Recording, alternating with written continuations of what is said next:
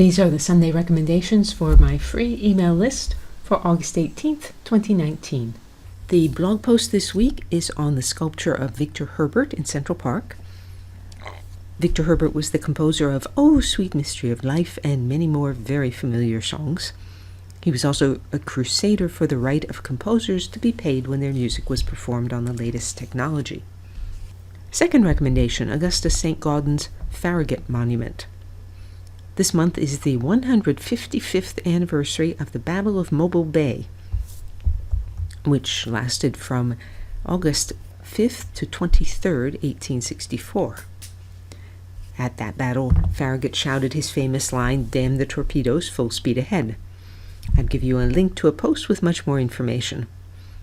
My book, Artist Entrepreneurs, which is now available, explains more briefly than the blog post why this figure of a man standing on a wall, which was St. Gaudens's first major commission, was so stunning to his contemporaries. Third recommendation, Owen Wister's The Virginian, first published 1902. This is sometimes counted the first cowboy novel. Its hero is not highly educated, but is nevertheless intelligent, self-confident, honest, and hard-working, and he has impeccable integrity. He has, in fact, the most appealingly American sense of life I've come across in a long time in fiction. This is not a fast-paced story, but I enjoyed spending time with the Virginian, and what I thought were disparate stories, romance and cattle rustling, did come together at the climax.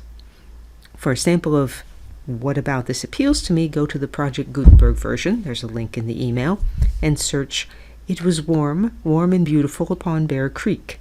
That will take you to a section where the Virginian is talking about the school teacher he's in love with. I listened to the Audible version of this book, which was read by Jack Garrett. The accents were done quite well, and I actually prefer hearing the words spoken in a regional dialect rather than seeing the words spelled out that way. The email also has a link to an article, really good article, on Westerns versus progressivism in education in particular. The fourth recommendation this week is another Henry Kitchell Webster short story. I really should stop assuming that I know where a Webster short story is going to go. This one I found thoroughly enjoyable. Diane Durante Writer has hundreds of posts on sculpture, painting, Central Park, and my other obsessions. To join the free Sunday recommendations list, visit the URL online or email me.